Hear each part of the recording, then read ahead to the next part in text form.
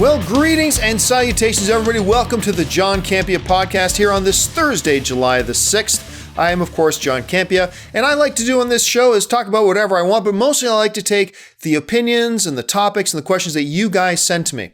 Best way to send in something to me is by emailing me at thejohncampeapodcast@gmail.com. But also, make sure you're following me on social media on Facebook and on Twitter, because quite often I like to call for questions there as well and bring them in here into the show.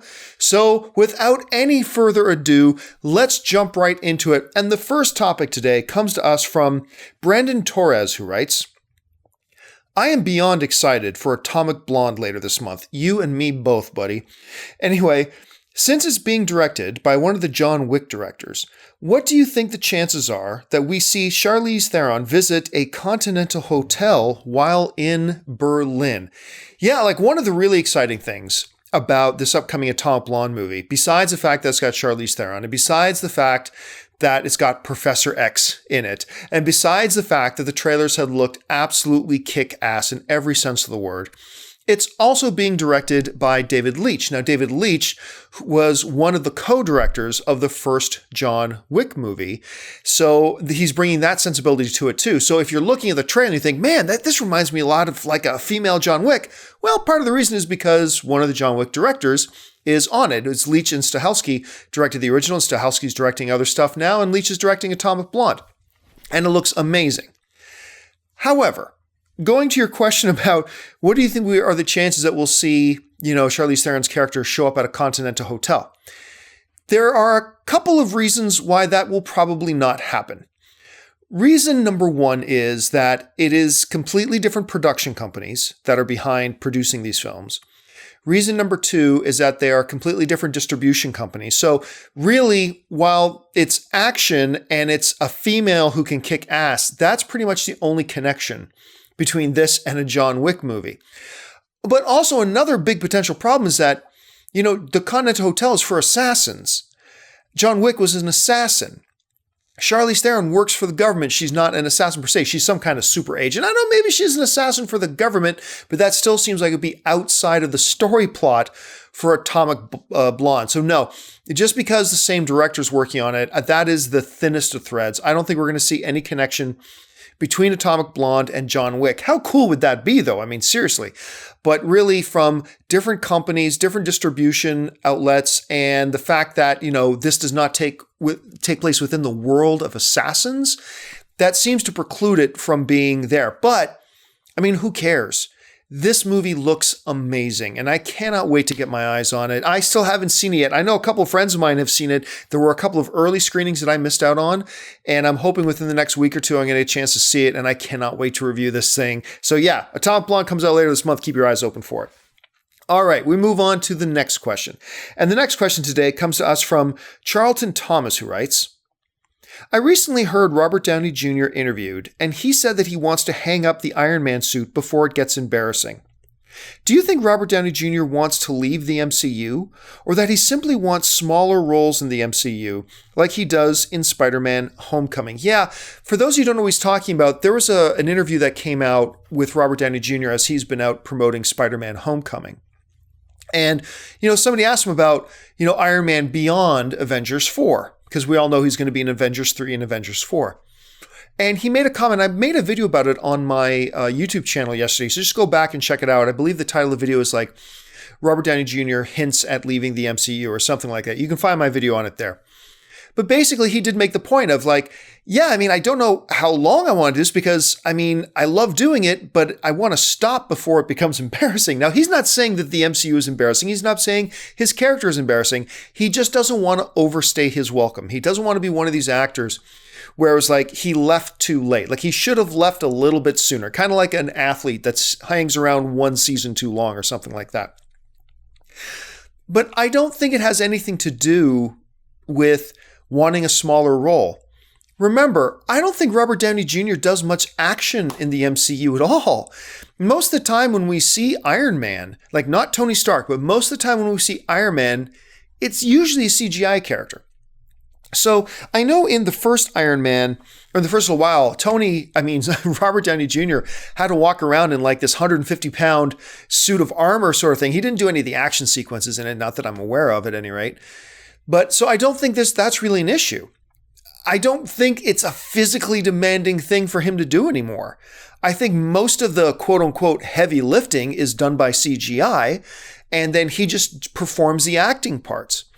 So if he decides to step away, I don't think it'll be so he can reduce his workload and just take smaller parts and smaller roles, because as things stand, I bet he was probably only on set shooting for Spider-Man Homecoming maybe a week.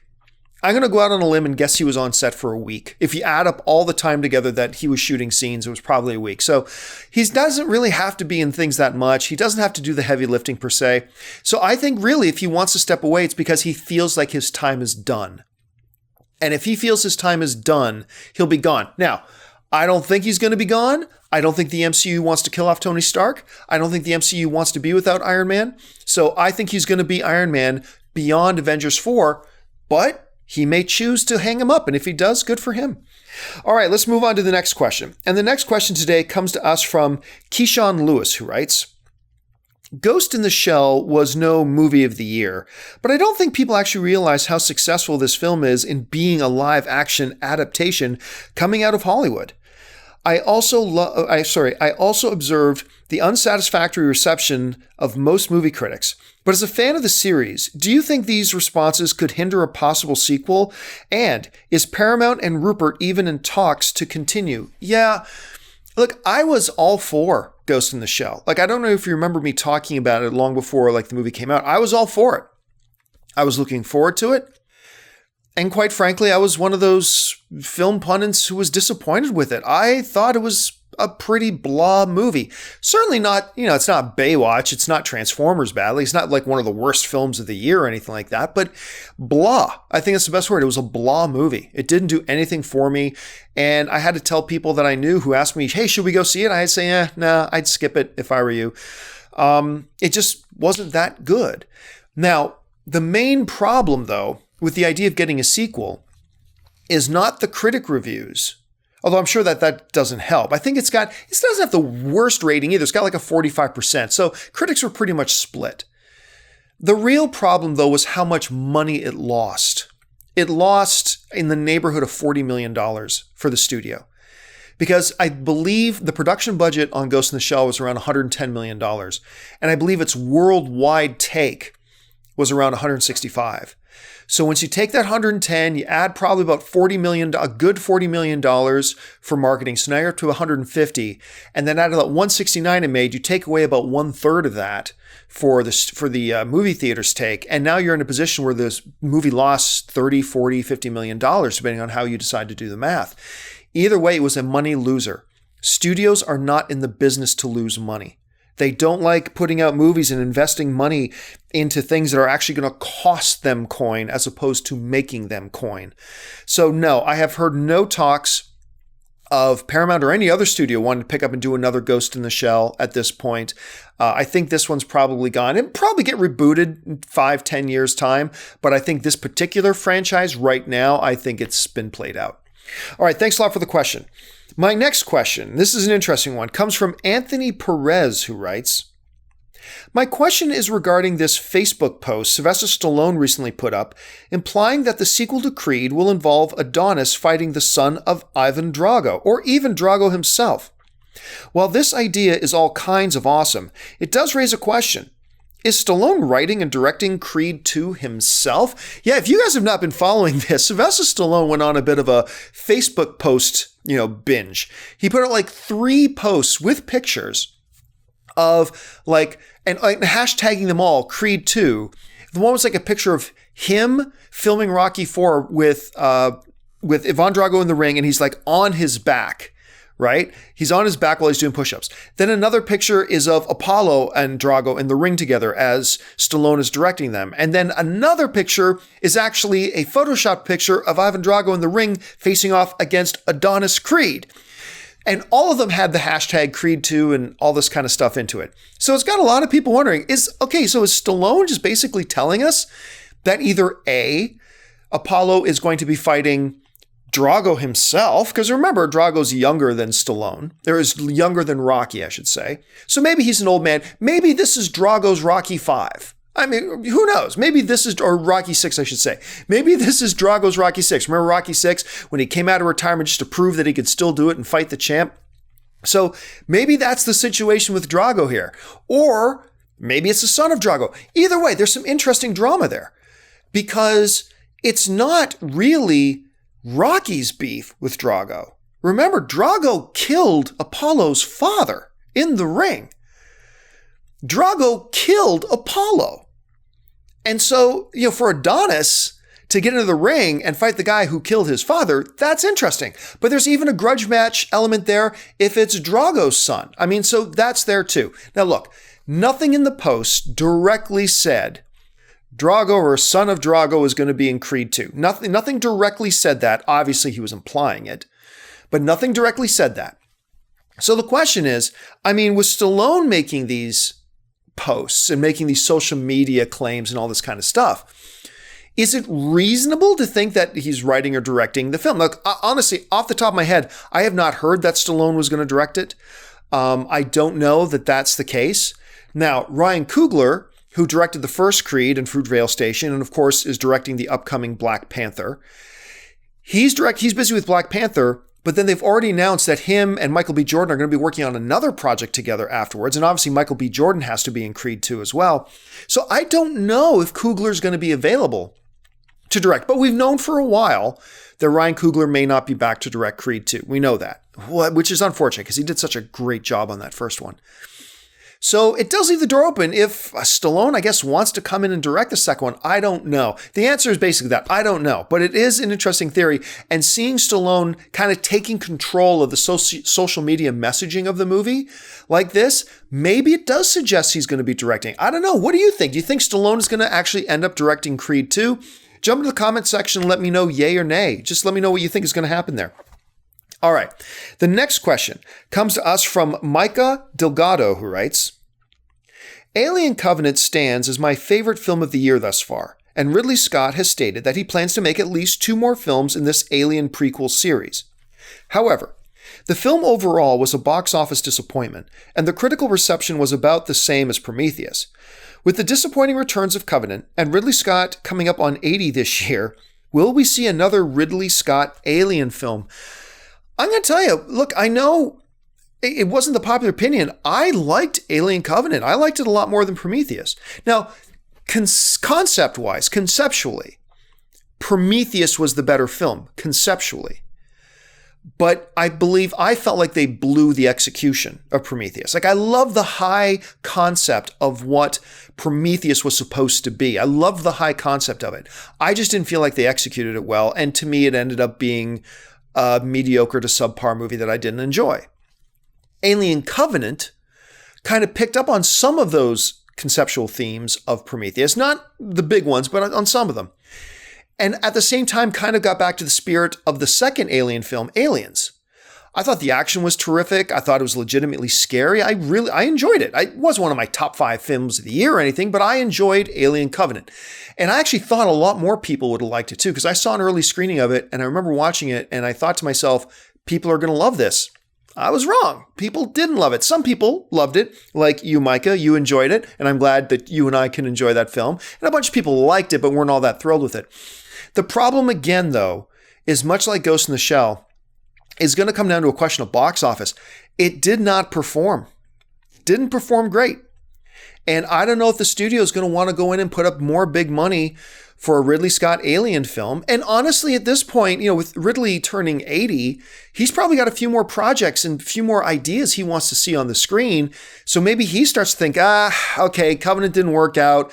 Let's move on from this. I only got a certain number of years left to actually direct. So why don't I move on from this and move on to some other projects that I'm excited about? So I'm going to go out on a limb and take a guess. Again, this is just guessing, that I do not think we're going to see another Alien film, at least not one in this particular series as directed by Ridley Scott.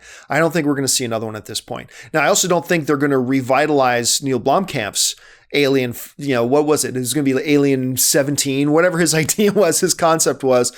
I think his concept was going to be like pretending that like Alien 3 and 4 didn't exist or whatever. I can't remember exactly. But I don't think they're going to go back to Neil Blomkamp. So they've scrapped that.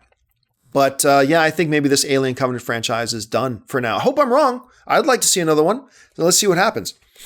All right. And the final question today comes to us from Chris Clough, who writes, with Universal releasing the director's cut of Fast and Furious 8 exclusive to digital, is the studio signaling Blu-ray is dying? Yeah, this is an interesting thing. I've actually read conflicting reports on this.